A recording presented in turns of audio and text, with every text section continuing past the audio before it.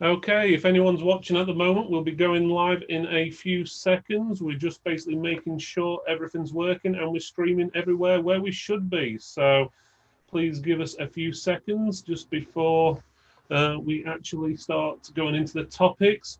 If you are watching, please comment in the comment section so I can obviously see that you can hear and see us. So again, if you can hear and see us, please comment so I know. Please note that we do have roughly a 30-second delay between what I say and then you hear it and then type back and then we read it. So just give us please make sure you comment now so we can actually see if you can hear us. Again, right, so I can see people are watching, but can you hear? Can someone please comment and let us know? Here we go. We've got a few people coming in saying hi, hi, and so forth. So hopefully they are watching. Let's just give it a few seconds, make sure it's streaming to all the different places. So just bear with me. There we go. Okay, that's gone live, that's gone live, that's live, that's live. Okay. Thanks, guys. Thanks, Bruno, PC Surgeon, and everyone else who's saying they can hear us. That's good. So it looks like everyone can hear us. Marion as well.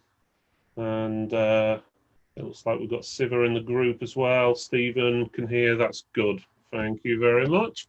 All right, let's get that screen off and let's get this started.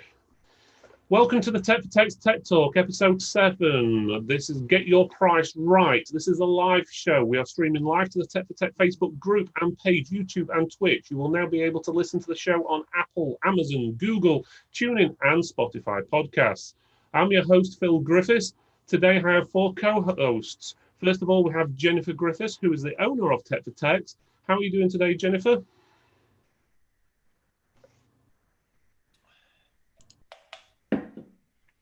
Are you there, Jen? Doing very well, thank you. Oh, there we go. So bit of a technical issue there. So secondly, all the way from Ireland, we have Cormac Donoghue from Crosshaven Computers, who is also known as the Chicken Whisperer. I hate to think what actually is whispering to the chickens, but there we go. So how are you doing today, Cormac? We're doing brilliant, man. Ireland is rocking, man. We're doing brilliant. So what is it you've been whispering to these chickens? I actually do want to know. Can it be repeated? I got a present of a chicken mug off a customer, so whatever I'm doing is it's working. Next up, we have Ben Ashcroft from Bugs and Bytes Computing in Lincoln, returning to the show. How are you doing today, Ben? Yeah, very well, Phil. Thanks. Yourself? I'm not doing too bad, thank you. And we also have returning Peter Whitehouse from ScanStation Computers in East Sussex. How are you doing today, Peter? Yeah, I'm good, thanks, Phil. Hi, how are you? I'm not doing too bad. Here we go. Let's get on to some informal or a bit of an informal chat about what you guys have been doing this week. So if you've got any tips, advice, news you want to talk about, even if you bought something and you want to say, oh, I've just gone and bought a super duper screwdriver and you want to tell us about it. Let's start off with you, Cormac. What have you been up to this week? Or what have I been up to? I've been driving around my flash new motor, with my logo on it. That I put the logo on it. The interesting thing about it, I made a decision not to put any website or any telephone number, and then I don't think there's need for them nowadays. So I just wanted to keep it clean and crisp. So that was fun driving around. And my tip of the week, actually before my tip of the week, I'm going to give a shout out to a person in the group, Matthew John, Meadowcroft John. We all know Matthew. Actually, I was on site in an office during the week and I couldn't do something, and I put it up in the group and he answered straight away and got me out of a hole, which was great. And that's why the group is so good, you know. My tip of the week, since we're on pricing, is for everyone who's working even on their own to have an accounts department. I discovered this tip myself last year because I go into a lot of offices and you know, people might have outstanding invoices, and next minute I'm emailing for my own email address and I'm saying, like, you know, please, where's my money, etc., etc. And then I thought about it and I went, why don't I just add? I use Google Domains. Why don't I add accounts at Crosshaven Computer? And I put in a name, a friend of mine, Jinan. Jinan became my account. Jinan wasn't working for me at all, but Jinan would email, or my accounts department would email the company and say, hey, we're just following up. So it wasn't me when I was going into the accounts department, you know. Now, I'm recently, 6 months ago, I hired Olivier, and Olivia takes care of all that. I was actually laughing with my Steve, who works for me. I was like, Steve, we got a new person called Olivia. She's in accounts now. She's going to be chasing the accounts. And myself and Steve were having a cup of coffee, and Steve was like, is there really an Olivier? And I was like, no, there really is. But it's actually very, very handy. Just add a second email address, put in accounts, put in anyone's name that you want, and let them email that person. So if you're going into the office, you're not chasing the money, your accounts department, and it actually looks a bit more professional from accounts at in my case, Crosshaven Computers, you know. So yeah, that's it. Up to Divas. Yeah. That's a very good tip right there, Cormac, and I've got to agree. Yeah, It does sound more professional.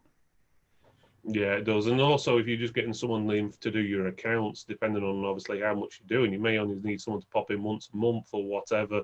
And it probably only cost you a few pounds every month to employ an accountant for a few hours. Well, see, I have an accountant. It's more a bookkeeper, more person who chases up all these things, and even things now with COVID tracing and doing all those forms, anything like that. It's, you know, Olivier is only working 4 or 5 hours a week for me. It's, you know, the pays I pay a nice rate, but it's still, it's, you know, it's a job or two for me, and it just frees up my time way more, you know. Yeah, you can get done the things that you need to be doing. Other than that, yeah, you can be making more money on what you're supposed to be doing rather than messing about with the books, can't you, doing that? Right, let's go on to Ben next. So what have you been up to this week, Ben, or what news, tips, advice have you got for us? Just busy week as always, Phil. This week I think it was the new version of the new ISO of Windows 10 20H2 was released, so good time to update the USB sticks. yeah. That's true. It came, I think, early this week, last week, weren't it? So, but yeah, it's always best to make sure you've well, at least familiar with it if you're not using it, the latest version and so forth. It adds a few little features. It's mainly looks and stuff, and to be honest, you probably find 99% of people will never notice a difference, in all honesty. But no, that's it. I've done quite a few updates or quite a few installs on it now, though, and it seems quite good. No issues so far. So yeah, that's good. We always tend to do the latest update when it comes out, mainly because it's better if it. Well, let's put it this way, with Microsoft products, if it cocks up at our end, we can fix it out rather than sending it to the customer and then them doing the update and it causing issues at their end. So that's always a good tip, is make sure you've got your USB pens, or if you're still using DVDs or network or whatever to install Windows, is make sure you update that. Right, let's move on to Peter. What's your news, tip, advice this week, Peter? So with the threat of lockdown looming large still over us, we've been doing a lot more home Wi-Fi upgrades and installs. We do a lot of Ubiquiti wireless access points with their managed controller for the larger properties. And that's proving really popular, especially for clients that got many offices at home. They're worried about getting locked down. Everyone just needs good Wi-Fi now. So we're doing a lot of those installs. If I had any tip for this week, I would say, if you're collecting regular payments for anything like managed services or any licensing, we do a lot of Microsoft 365 licensing for businesses, definitely have some sort of direct debit service in place. So you're not chasing bills, chasing payments. You can just get your money every month. It's very, if you use a service like Go Cardless, it's very cost effective, and it just saves you time, hours for chasing small bills. So definitely have that in place if you've got any recurring payments. Yeah, it's ideal, Go Cardless. I must admit, we use it for monthly, weekly, even yearly things we charge people for, because it just, you don't have to worry about remembering about, do we need to send a bill to whoever and so forth or whatever, and then call them up because they haven't paid. So it does save time as well. So that's definitely a good tip. Right, next up, let's move on to Jenny. What news, tip, advice have you got for us this week, Jenny? Well, I am super excited to bring my news today. And we've all been waiting for it. Tech for Text has grown so much so that we cannot use just one studio anymore. We got to have two. So we are moving from our current place to another place that will give us a Studio A and Studio B. And what that means to you is we will get better angles. We can do better shots because we couldn't move physically from in the place where we are right now. It was like being in a closet. So we'll be able to pan around. We're going to have a green screen in there that will help us out. It is going to be awesome. And we're going to move in there tomorrow. And that is just going to be so cool to shoot the first video. I think we're going to do that next week. Yeah, I think we've got some CASA items, I think, first to do. But as Jen says, the new studio will help us out. It's roughly about 5 times bigger than what we're using at the moment, so that's pretty ideal. It's going to take us a few days to move in. We've had to close the store for a few days to actually do this, it's going to make obviously life a bit easy for us because we can have a separate area for doing intro, separate for green screens, separate area for downward videos. We're going to even have a seating area if lockdown ever finishes and we can actually invite people in and stuff like that as well. So there's going to be quite a lot there. So yeah, thanks for that one, Jen. Right, on to me. Right, again, it's going to be about graphics cards, or at least graphics cards and processors.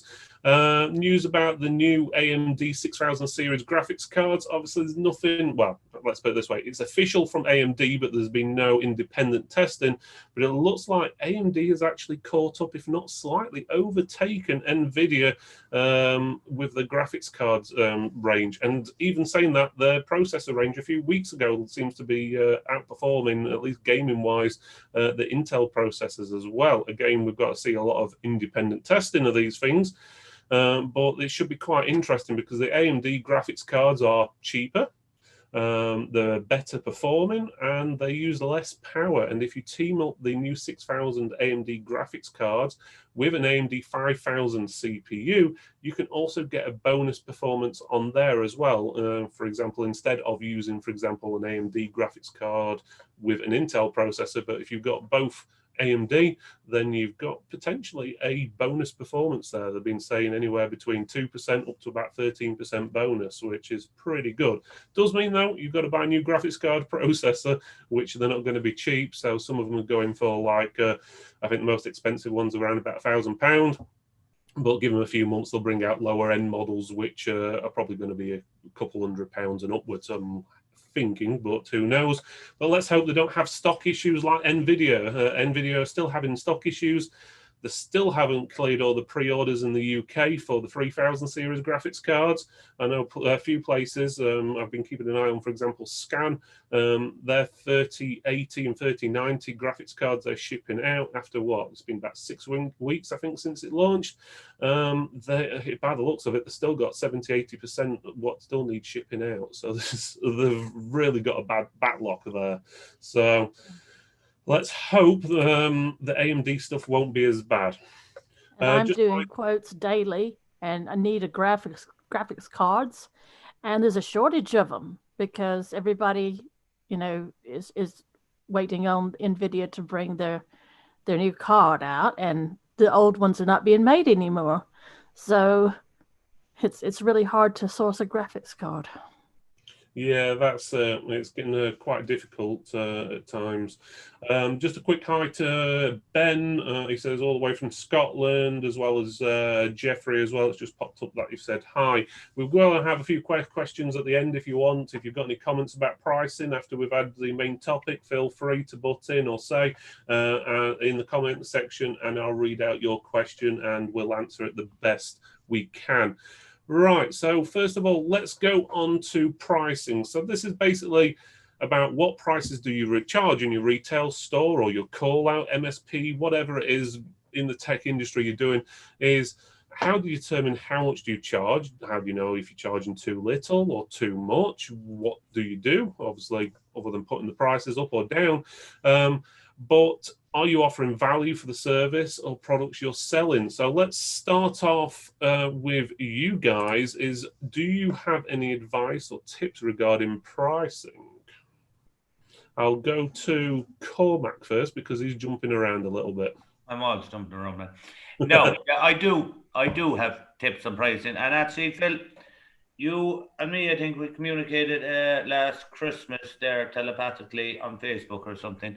I was saying I was thinking of increasing my prices, and you were saying maybe throw an extra 10 or 20 quid. These are for residential ones. I'm doing residential. I'll talk about business in a while. And I'll give a tip here if people think their prices are low or whatever, and they want to. We'll say clean install the windows and fabs back on for €85 over here. I don't know what you do over there, And we'll say last year it was €75, okay? Even if you put it up to tenner, okay, and go do to 85 or 95, whatever you feel comfortable with. Try it for a couple of weeks, and then if like what happened to me, I done it, and it look where my business is flying it since this all happened. But I remember a couple of weeks after doing it, I done a job, we'll say, for 75 quid for someone instead of the 95 quid, yeah. And I thought, as I was doing it, I was like, no, this is not my worth. Even though we'll say that was my price a few weeks ago, So my tip would be to raise your prices and then do one or two jobs at your old prices and look at them and kind of go, Jesus, you'll just look at it and you'll say, no, I'm not happy doing it for this price, Now, I remember a couple of years ago when I was starting out, I'd done a job one afternoon and then ended up working on a Saturday afternoon. And I was, desperate for business and this and that. And I walked away. I priced myself really badly for it and made very little money out of it. And I remember with my friend at the time, I said to her, well, I'm never doing that again. I said, I'd sooner sit and drink a cup of coffee in a coffee shop and not earn money than do stuff for cheap prices again, So what I would definitely suggest, like my call out for the first hour to a residential property would be €85, okay? I got that price because I think it was actually my girlfriend at the time got a plumber, and it was like something like around 80 or 90 quid, and I was like, there's no way I'm charging less than that to go to a place, My business prices are higher. Obviously, we won't go through all the prices, but there is something always to do about pricing. We'll say person A is doing it for 50 quid and another person is doing it for 75 quid. Someone will automatically think that the person's doing it for 75 is better because the other person's doing it cheaper. That's just the way it is. It's way across the board, And I think a lot of us in this game don't respect that we are IT experts. We don't. And that offices run, and it's like we have to check our egos at times as well. We tell me to. Offices run because of us, And if offices are down or this, and even for remote calls and everything, and there's another thing a tip that I've learned. I go into offices, and I remember one Tuesday I got 3 calls of customers. They were only for niggly little things, all right. So I was up it was all local area, so I popped in, done 10 or 15 minutes here, down there, 10 or 15 minutes, you're chatting for them. 3 jobs were done by 1 o'clock, and I wasn't after earning. And I went, that's it, it's not happening. Emailed all the customers and said, this is the call out, this is it. And if you want to call us, this is what it costs. So we'll say those 3 call outs then would have been 385 quids by 1 o'clock, because you have to slam down on it, We were talking about there earlier. I do business customers as well. I was picking up computers in the evening time of people because they were saying they can't do it in the office hours because they need the computers. So I would do it in the night time. I could be here till 1 or 2 o'clock in the morning, and I'm back up again 6 working to bring the computer back in. Same at weekends. So now I have said to them, because I want a life as well. I have said to them, this is the situation, and it's not me mean or anything. I said, right, if you want us to pick up the computer on the Friday and work for the weekend, then you'll have to pay weekend rates. I hope you don't mind. So far, all besides one customer has said, yes, we will pay weekend rates. The rest of them have said, do you know something? Why actually you can pick up the computer Friday morning, or you can pick it up there. We could actually do without it for the day. Just because I'm after saying there's weekend rates. They're all going home in the evening time. You know, they're all going. I kind of don't want to be. I work savage hours already. I'd like to kind of do stuff at weekends now. You know, and that's know your value is my point on that. Really, you know. That's definitely some good advice there and some tips. I'm going to say we've got a few comments from Shear Smith saying, well said, Cormac. PC Surgeon's giving you a few thumbs up as well. So it's definitely something, people who are agreeing with you. And I must admit, you have to find your value, your worth, basically, and not sell yourself too low. I'm going to ask a question to everyone who's watching at the moment. If you can please comment, is do you think you are better than PC World? Are your repairs better than PC World? Do you think you offer a better service than PC World? And Hell yeah. If I hear anyone say no, I'm going to be a bit disappointed, but I'm hoping everyone's going to say yes. So first person come through and has said yes, and that's Matthew. He's saying yes. Anyone else think they're better than PC World? And we've had one or two, yeah. One's been censored there, but basically yes. Basically, yeah, that was from Shear, and much better than PC World. Right, the question I'm asking you then, obviously, prices may depending around, obviously, the country and different countries. Yeah, everyone's commenting now. Yes, 100%. Everyone here is blah, blah, blah, blah. Right, my question to you guys then, if you're so much better than PC World, why do most of you charge less? Good point. Silence. I think we don't have the overheads. Possibly. I mean, I work from home, so I've got very few overheads. Yeah. Well, think of it like this. I've been in computer trade of some form for 25 years or so, give or take. Mm-hmm. I've got experience under my belt, and nothing against young people, but those younger ones, they don't have the experience I do that's running around PC World trying to sell a laptop to an elderly lady. I mean, really, they just don't have the experience. I had a customer referral. One of my customers referred her friend because she came out with hurt feelings and was very upset that they were rude to her. And so I got a customer off of her. The person had talked down to her and was just really, really rude. And I thought to myself, wow, you mean it's a big chain like that? And I thought, yeah, I can give you a lot better service. And it's just amazing. Sometimes these big chains, they get too big for their boots. They hire people who are not qualified to do the job. And you get someone like me, Bill, Cormac, Ben, and Peter that know what they're doing. So yeah, we should charge for it. Yeah, I think like likes of PC World, the other thing is they get sort of really good deals and stuff, like the cheap end of stuff that we would never normally touch, like the HP streams, and they're literally just forcing them at people and saying these are brilliant machines, and they're horrible things actually. But I think the main thing, I deal a lot with home end users. I don't do a lot of business to business. I do some business, but the end users, the one sort of feedback that I get from end users is sort of thank you took the time to actually listen to what we wanted and suggest a good machine. Didn't just pick a machine off the shelf and say this will do you and just sell them. Yeah. Like for instance, we're just chatting about briefly before. I won't sell anything that's got like a 32 or a 64 gig SSD as a rule of thumb because they're not fit for purpose. They're just horrible things. You know, I was putting 120 SSDs in machines, and even had a couple of times folks saying 120 is too small. And So now put all machines out with 240s just to be on the safe side, you know. So listen to the feedback, and I think that's an important thing. But I think getting back to the pricing question that you were talking about,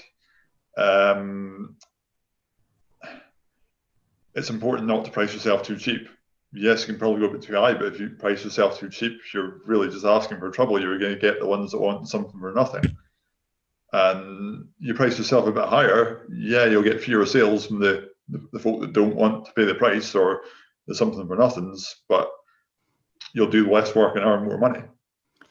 My father was good in advertising and making catchy slogans and stuff, and I picked up a little of this and I applied it to us. And okay, it sounded pretty cool, but it didn't convey the message I wanted to do. And it was we're as cheap as chips, which was the name of the store, cheap as chips. And I thought, cheap, that implies something like a pound shop, charity shop, something like that. I don't want to be known for cheap because that implies nasty, not good. So I took that out, and I now want to be known as value for money, good customer service, good product. So we avoid using the word cheap in any way. And if someone says, you're not cheap, I say, that's right. We offer quality. You don't get good quality at a cheap price. That's true. Just to let you guys know who's asking, in the UK, PC will charge from £60 for laptop and PC repairs. It says from, that's not very specific, I know. I'm guessing that's for something like a basic repair or service, obviously, plus parts. And I know from a lot of people in the group that some people charging as low as £25. So that gives you a rough idea of the difference. So, and some of these are actually actual shops, not just people working from home.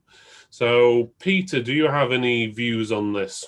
Yeah, I mean, I know from when we set up almost 10 years ago, we started a shop. We did very little call out work. There were lots of these sort of call out guys operating. Some of them were charging, I don't know, 30, 40 pounds an hour. And what I can tell you is a lot of them now aren't in business anymore. And we do a lot of call out work. Our call out workers just kept on going up and up and up. And as they've found out they can't make a living, they've packed in, they've gone and got jobs. And then we're now taking that work on, and we're, £60 an hour, for residential, and we charge more for businesses as well. And what I would say, it's easier to go in a little bit higher, and if need be, discount a little bit down or come down or offer a discount, rather than go in low and then try and raise up afterwards. So I'd always go a little bit higher and come down if need be, or go in higher and offer a discount or a deal. But don't go in right at the bottom, because it's really difficult to get back up out of there afterwards. Yeah, we did a similar thing, to be honest, when we started our store, because we'd been doing the call out service for a few years. The price for the call out, okay, this is 7-8 years ago now, well, I can't remember the exact price, was actually 40. on par with everyone else locally. But we thought, right, we're opening a store. We want to steal customers away from local competition. That's basically you wanted it. And I think we charged something ridiculously low, like, I don't know, 20, 25 quid, like these guys are. And it is it's hell of a lot harder to get those prices up once you start charging a low price. And one thing you do notice is the type of customer you get changes as well, depending on what you charge. If you charge next to nothing, you tend to find, guys, don't get me wrong, this does alter depending on place and person and so forth, but you will find that the people you're getting are people who want something for nothing. And even though they're paying the cheapest price going, they'll still complain and ask for more discounts, want more off, want more of this, more of that for nothing. So raising your prices, I'm sorry to say, but you do get a better clientele. They generally want to spend with you. I know it's not going to be right for everyone. I know there's some people who are retired and so forth. They haven't got a lot of money. You can always do specials for retired people or specific groups of people if you want. But in general, we find that that charging low is not always a good thing. And don't forget, if you, let's just say you're charging £25, and let's just say someone else is charging £50 down the road, is okay, they're making twice as much money on the repairs, but they're also doing half the amount of work. So even if they lose 50% of their customers, but more than likely they're not going to lose 50% of the customers. If you go cheap, you will get time wasters, and they will bring in 25-year-old machines and expect you to do diagnostics on it. And at one time we had a no fix, no fee. So people would bring in these machines. I would waste my time doing diagnostics only to tell them it couldn't be repaired. I've just spent 2 hours of my life working for nothing.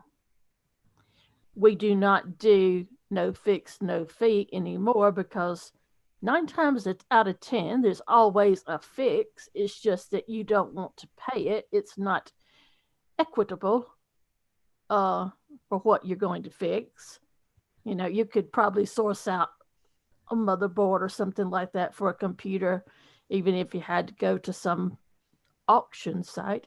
But do you really want to do that is the question. So there's 9 times out of 10, there is a fix. It's do you want to pay it and is it worth it? So we did away with the no fix, no fee. And guess what? These time wasters, they just disappeared. They did not come back. But we're not making money off of them. So good riddance. That's time I can put into customers that are paying. There's also the thing there, and with I was talking to my brother-in-law tonight about he runs a business, and people are in the last 5 to 7 years, people are willing to pay for tech a lot more. Ever since, actually, I remember watching when the NHS got hacked. You know, I was sitting down watching the news on television, and I was like, yes, I can book my holidays now because businesses would start taking it serious. And I said, Peter, you might have seen this as well, as in you said 10 years ago, whatever, around 7, 8 years or maybe 5 years ago, companies did not actually want to pay for their tech. Okay, they didn't. You know, they'll work with all the stories now about hacks and all that. Companies understand that they have to pay now. You know, lately they're one of the businesses, and I don't particularly want them as a business anymore.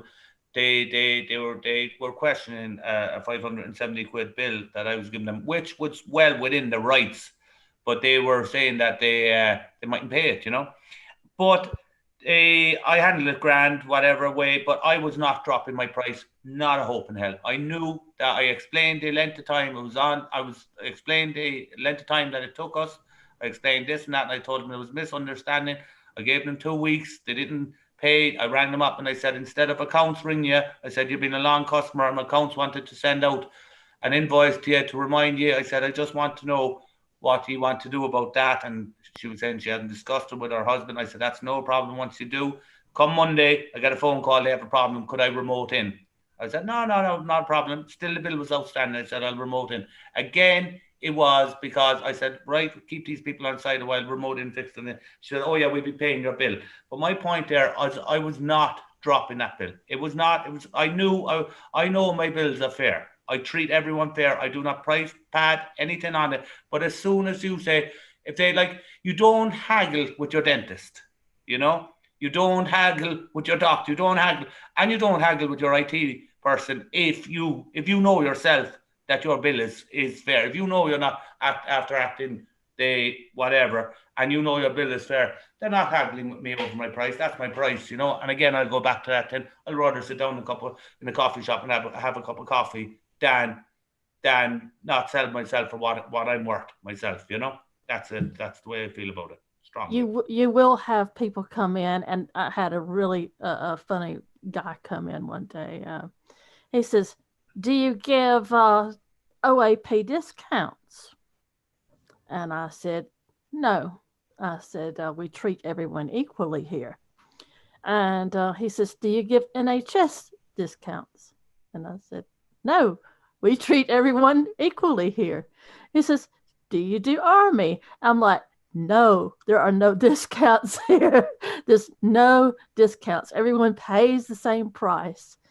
And he kind of wrinkled his nose up and he says, is that the best price? And he points to the price. I said, well, it is the price, and therefore it is the best I can do. And he stood there and he earned and awed in a little bit. And I could tell he would buy this. He really would. And I said, I'll tell you what, I can't knock anything off the price. But how about I throw in a year's worth of Bull Guard? Sold. People want something. Now, he doesn't know that when he renews Bull Guard next year, I'll get money off of the profit scheme. And it's not cost me very much. But he thinks he's getting something, so happy days. That's it. You basically added value to the sale, which is one of the things what is better to offer than being cheap, is making things a better value. And it's something what a lot of people don't understand is value. A lot of people think value means cheap. It doesn't mean cheap. It can be expensive, but if you're offering more with it than, let's say, the competition, it's a good value. So you could be selling £1,000 gaming PC, but if you're chucking in a keyboard and mouse in or something like that, where your competition's not, it makes yours a better value in the long run. So that's one thing a lot of people need to understand. And we see this is a good thing. Let's go on to this, the swear word, as I like to call it in the trade, which is Amazon. I'm guessing we've all come across someone going, I can get it cheaper at Amazon, or can you match Amazon's prices, and so forth. And no matter how you look, you can't even get it cheaper from Amazon, because just some things are on Amazon because, well, they're just cheaper than you'll be able to get it from your distributor, like, I don't know, let's say CMS, Target, Spire, VIP, whoever it may be.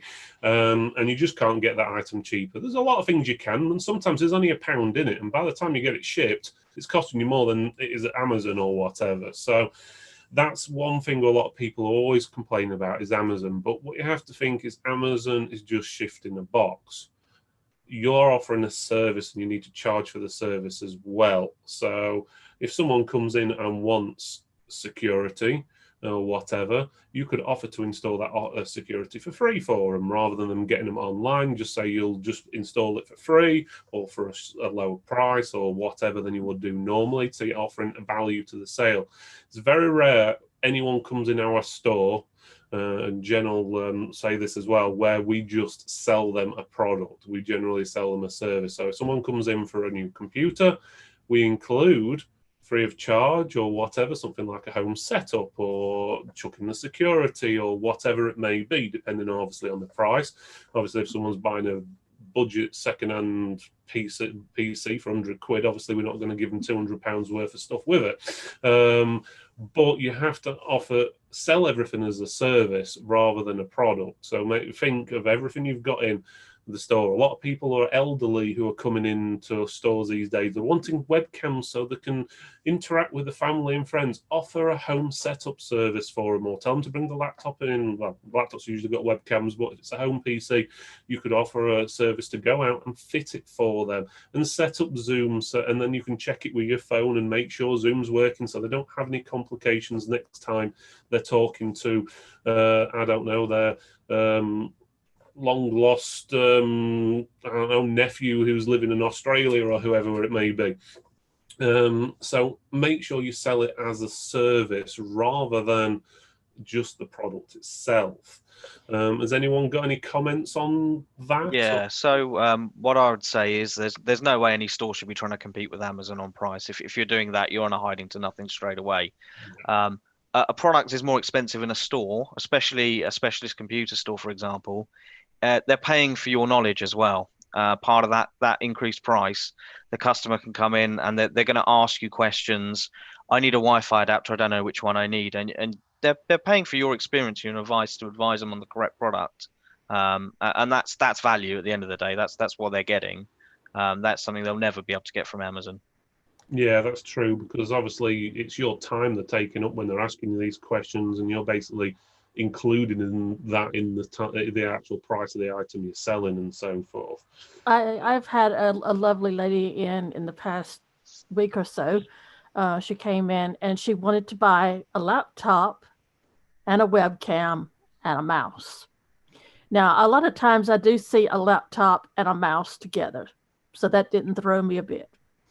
But she wanted the webcam as well, so she could talk to her grandson on Zoom. And I said, you do know there is a webcam built in to the laptop. Oh, is there? I never knew. I said, yeah, you see this right here? This is your webcam. I don't need this separate one. No, you don't need that. You just need to turn it on, away you go, And I explained to her how Zoom would work, and she goes, oh, thank you so much for explaining that. I could have had an extra 55 pounds on for a webcam that I didn't need to spend, and I'd feel foolish. And she says, I can't thank you enough for taking time to explain that to me. You really are sweet. I said, well, I didn't mean to be funny, asking questions and everything, but I've seen the laptop and the mouse, because some people don't get on with touchpads. I said, but I just never seen a laptop and a webcam be bought in one purchase. And oh, thank you for asking. Oh, and she really was grateful that I took the time to give her good customer service. And that is what it's all about. Amazon can be cheaper than you, but they can't offer the customer service, the peace of mind that you can. And at the end of the day, that's worth a lot. Yeah. Question come in from Bruno, who's also one of the past show hosts as well. No doubt he'll be on another show in the future. He says, how do you guys deal with residential customers asking for remote support for tiny problems that take you 15-20 minutes? What would you charge, like half an hour or an hour, or would you keep note of those 15-20 minutes and then sort of add them up together when they get to an hour, then charge them and so forth? How would you guys handle that? I think I'll go to Cormac first on that one. Yeah, I tell them out straight when they phone. It's 45 euro charge to remote in. It depends if they're a business customer. I'd probably charge more than after the first half an hour. If it's residential, depends what it was probably. But I would make it known to them that before I remote in, whether it takes 5 minutes, 1 minute, and it's 45 euro before I start. A business customer probably would be 65 euro remote in. Again, it's back to this thing.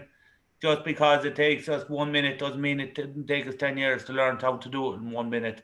If I'm switching on my computer, if I'm remoting in, then that's money. I'm not happening. Not happening. We're lucky to have remote. You wouldn't, even if you call the plumber to your house, it takes 1 minute. You're still paying 85 quid for him. So no, you just to answer that question in a long way, a short way of what I just said there is you inform them first before you even get the pricing out of the way before you switch on the computer. Then that's even if they ring and they say they come and they say, I'll say that's grand if you want to book time with me if they're coming to the office there. If you want to book time, we do it in half-hour slots. That means that even if they come then and it takes you 5 minutes, they know they're paying for a half an hour slot. Because what happened there up to then was they would come in for 5 minutes and I would say, Jesus, don't took me 5 minutes. Go on away. I'm not telling anyone go away. It's like I had to get back to the office for that. Then that's it again, I'm sounding like Mr. Burns from the bloody Simpsons. A lot of people call me and want remote support. Now, we have maintenance contracts. These people, they pay monthly, for our services, and that is included in the maintenance contract is remote support. So you don't charge extra for them. But now if Mrs. Brown down the road phoned in, she's having an issue and she's self-isolating or whatnot, and she doesn't come into the store and she wants remote support, well then, yeah, there's a charge for that. I will gladly tell them up front, it's going to be this, that, and the other, and they can pay or not. It doesn't make any difference to me. Okay, that's pretty good. Anyone else got any comments on that one, or do you want me to move on to the next question or the next bit of advice? We don't offer it for residential at all. Only in-store repair or on-site. We do offer remote support for managed service clients, businesses. They're paying us a monthly retainer. Everything's ticketed. We collect that by Go Cardless every month. But for residential, it's a call out or the machine comes to us, basically. I have a question for Peter there about that. Peter, how do you approach, we'll say, are you doing managed services or is it monthly fees you charge them? Or We charge a retainer, which covers patching, remote support. If we need to go out, send someone out, they're still chargeable. That's still billable for a business, and it's more than our residential rate. And how do you, we'll say at the end, because I have some retainers there, but at the end of this year now, I'm going to approach them about raising the fees, and it has nothing to do with the pandemic. I swore I wasn't raising my fees for that, but it's just natural that they have to. It's been 2 years that they're the same contract. How would you approach that at the start of the year to say to them? I would say try and get it in your contract early if you're going to do that. Most people understand that prices go up. A lot of your broadband goes up with inflation, your mobile phone contract. So it's something we weren't particularly good at and probably still aren't. But I would try and set that expectation early on and say, look, there's probably going to be either an annual or 2 yearly rise or something of 5% or something like that, so that they know they're going to get that down the line. All right, thank you. You're probably better with more smaller increases than one large one every now and again. At least then you can blame it on inflation more so than going, right, okay, I've been charging, I don't know, say £20 a month or whatever it is for how many years, and then suddenly sticking it up to 40, people are going to suddenly have an heart attack. But if you do a little bit at a time, it generally works out better, or at least in our experience anyway. We've definitely got a lot of comments about PC World, that's for sure. I don't think I'm going to read any of those out because I have a feeling that YouTube and Facebook will kick me off the platform. But a few comments about HP streams as well. There's quite a lot of comments on there. I'm not sure. I think we're going to get a chance to read them all out.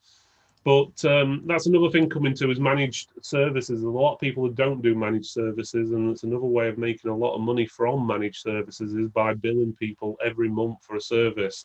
Everyone's different. Obviously, like Peter says, he just offers the basics, and if he has to go out, then they charge extra. You could do what we do. We charge a set price every month. That includes going out and remote support. But again, everyone's different. You've got to figure out what works best for you.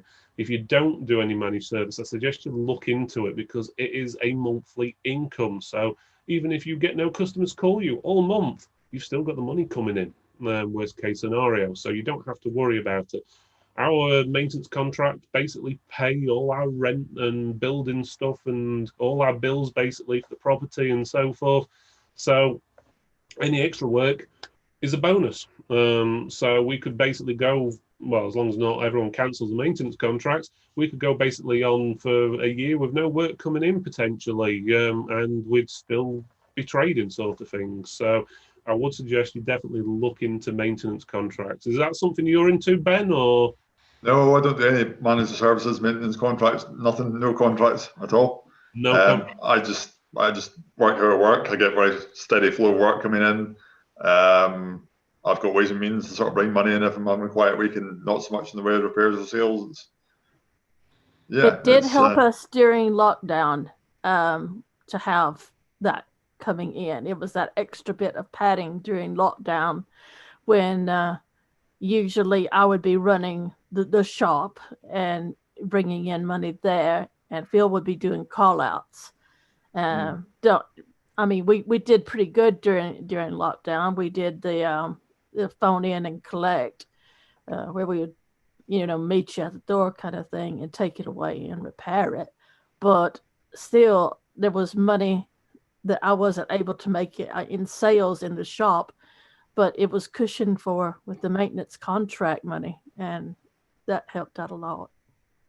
Yeah, that's true. It does help out quite a bit, that.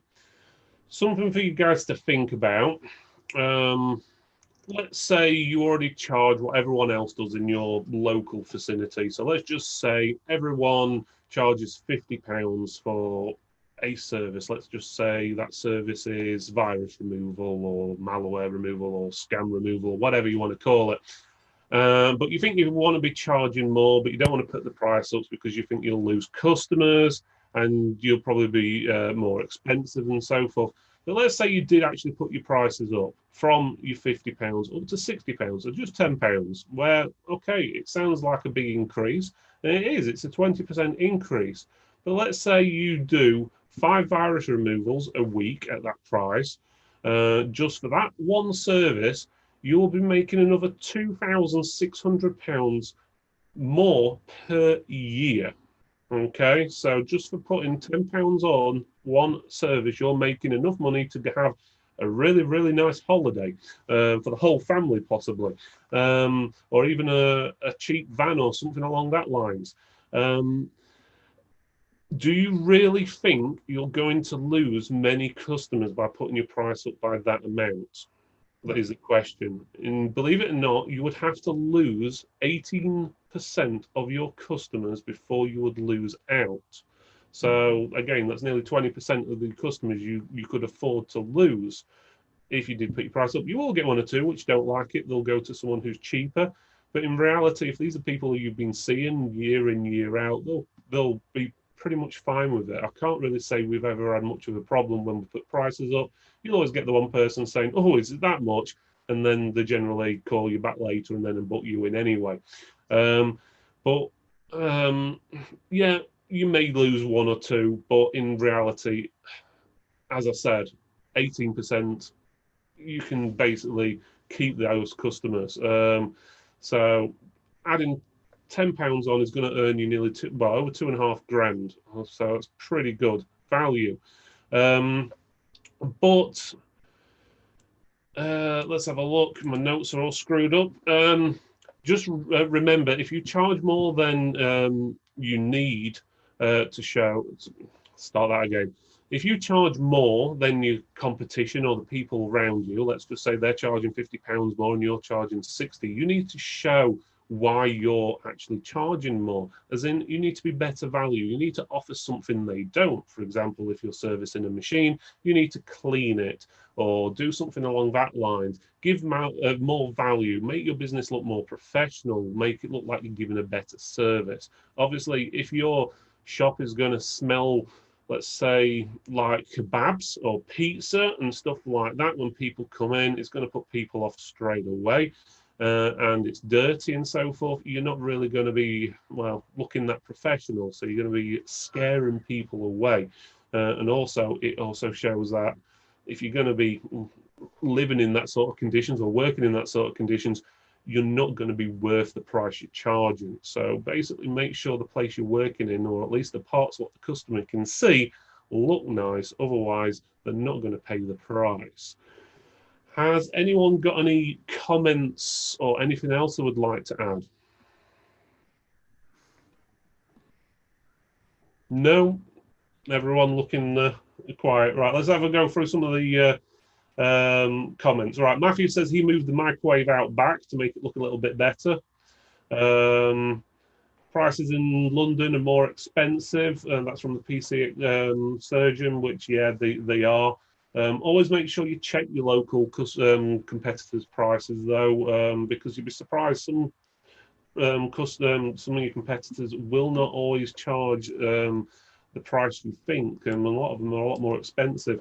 Even go in the stores and meet these competitors of yours, and rather than have them as competitors, turn them into friends, because you can always pass on work to them and stuff like that if you need to. For example, we do that, myself and Jen.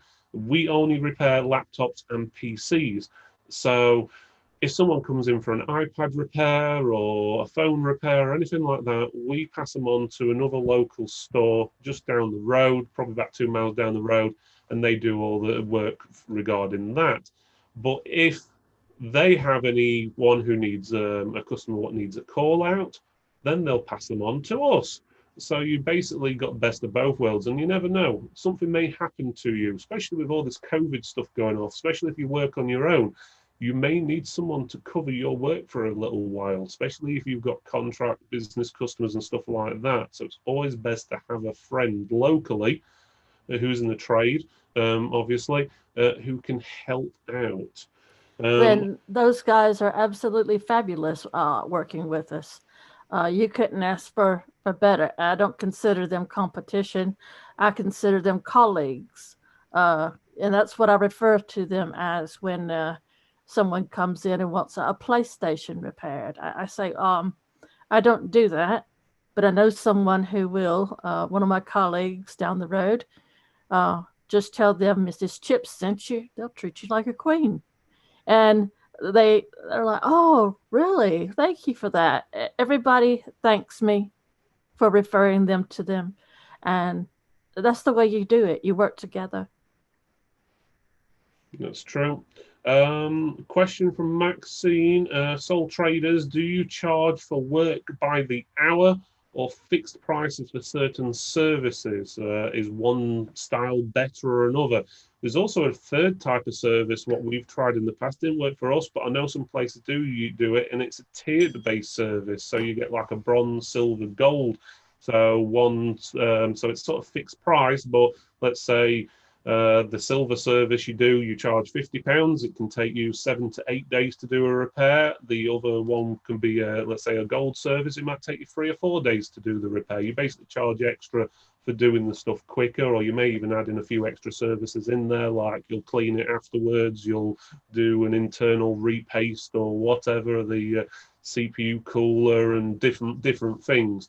How do you guys actually go about charging? Is it hourly or I'm guessing it's more hourly with Ben and Cormac, with you being on more of a call out side, but you may tell me differently.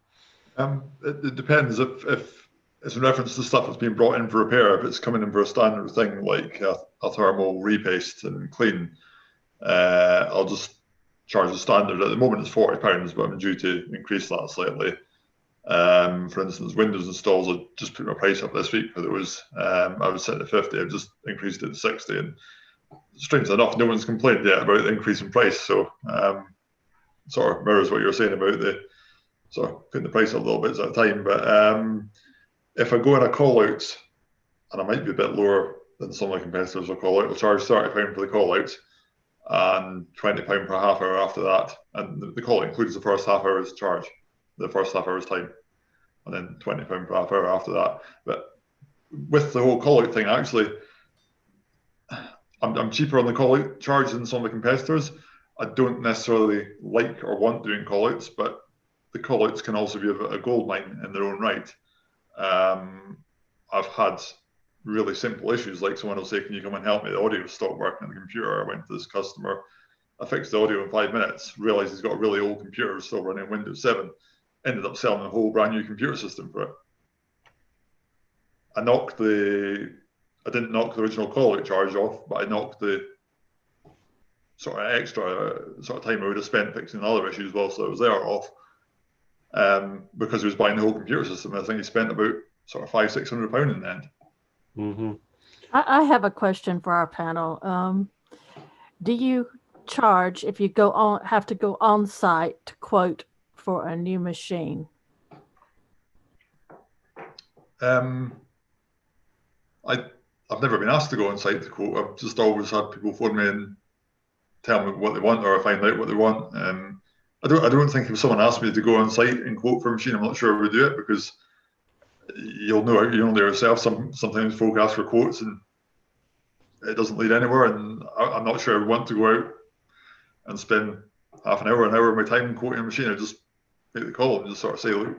So if we had that situation, I think the expectation would be if we were going out to on site to quote for a new machine, we would probably be installing it on site as well.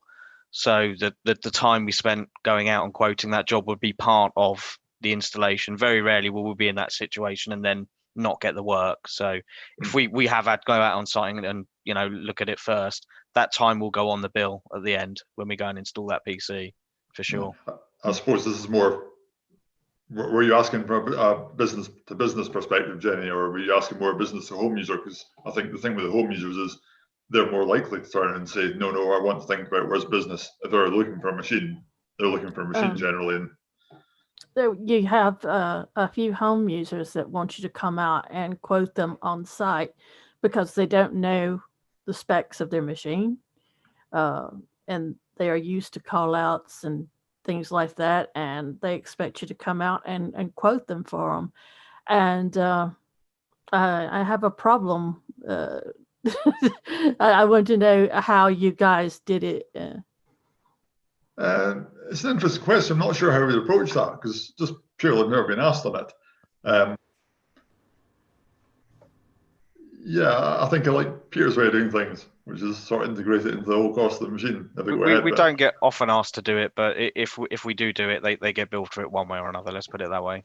In my case, there's a lot of grants at the moment coming out there. So what I discovered, I went in to an office there lately for a managed service contract, and I'd done it up, spent time with Olivier, done up, went in and sat down with them, had the interview, blah, blah, blah. And then I realized that, and I got this off a website designer, they need 3 quotes for, we'll say, government jobs, school jobs, and a business job. They might need 3 different quotes to get the grant. And I just wasted my whole bloody time when they only wanted a 3rd quote. They were after making the decision. So I will tell people out straight nowadays, is this the 3rd quote? Because they might be just, they find your name in the telephone book, but they find the name, is it a 3rd quote? I don't want to waste my time. Now, what I will say to them, if it's a 3rd quote, not a problem. I have a template made up. I'll give you a 3rd quote, off you go. But I'm not going back into an office to spend an hour or 2 hours bidding for something that was never going to be mine at any stage, So after that, I have changed my policy. I'm not obviously going to charge to go and quote for an office job, but I will kind of tighten up to make sure that I'm not going to waste my time either, Yeah, the way I do it is, again, I'd say a lot of our work's 90% residential than business, but we do have a few businesses. But we tend to find that if it's a new customer, I will say to them, you have got the price for the call out, but if you go ahead with the machine, which obviously I do add a bit on, for setting up on site anyway, then you don't have to pay the call out. You just get the price for the machine. If it's a residential customer and they are a current customer, 99% of the times I know they're going to buy anyway. Basically, if they're calling you out, you're in the house, you've generally sold it before you're in there. It's very, very rare we haven't sold a machine after I've been out. They may not pay it straight away or buy it straight away, but generally within a day or two, they'll say, oh yeah, I want to go ahead with it, and go from there. They need a permission from their other half usually. It's usually the man what I find has to get the permission from his wife usually on that respect. If it's a woman, she usually goes, yeah, straight away, yeah, that's fine. But if it's a bloke, he usually has to get permission from his wife. I probably understand why as well. Right, I think we're getting pretty much on. Let's just have a quick check through there. Ooh, we've been going an hour already. That's flown by. Let's have a quick. I don't see any actual questions as such, so it's a lot of comments. So what we'll do is basically call it there. But what I would say before we do log out is just remember to charge not necessarily what you think, but what you should. Okay, you need to check what everyone else is charging around you, and put your prices up, most of you. Seriously, some of them are very low. And I know you'll say, oh yeah, but we're in a certain area. Check your competition. If you're the cheapest one, You don't want to be the cheapest one. You want to be middle of the range, even a higher priced one. I know it's hard to put prices up, but what you could do every year if you wanted to. So come Christmas, New Year, the start of the new year, stick your prices up by a fiver, even a tenner or whatever, until you get your prices to the price they should be. Because, as I said, just £10 more on one service, and let's just do 5 services a week, you are making an extra £2,600 profit.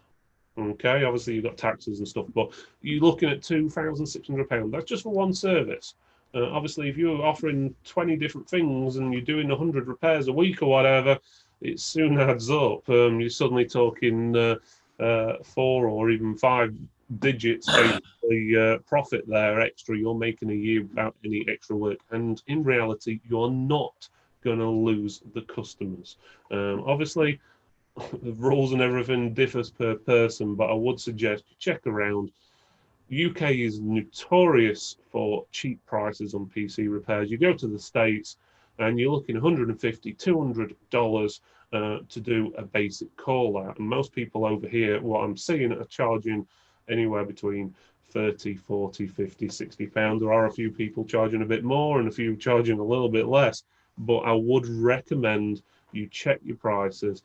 And I'm not saying price fix, but if everyone raised the prices by £5 or £10 each, everyone would be a hell of a lot happier in the trade. Right, any comments from anyone else before we call it a night? Let's go to Peter first. Do you have anything to add on, Peter? No. Yeah, I think we've covered pretty much most things. What about you, Cormac? Nope, all good in Ireland, thanks. No problem. What about you, Ben? No, I'm good, thank you. And what about you, Jenny? No. No, nothing else to add. So, right. So, first of all, I'd like to thank Cormac, Ben, as well as Peter and Jennifer for joining us today. Obviously, thank you for everyone for watching. If you are an independent trader, store owner, MSP, vendor, distributor, you can find out more information about Tech4Tex at tech4tex.co.uk/join. Join over 1,000 members just like you that give you free business advice, tech advice, and what did I say? It's totally free to join with no membership fees or cost to you. So feel free to join up. Bear in mind, if you do join up and click that join button, it will ask you some questions. If you do not answer all of the questions, you will not get in. And even if you do answer the questions, we will double check you are a business. If you are not, we won't let you in. And if you start making posts against the rules, we'll let you back out again. So to end that off, I'd just like to say thank you for watching and thanks for supporting independent business.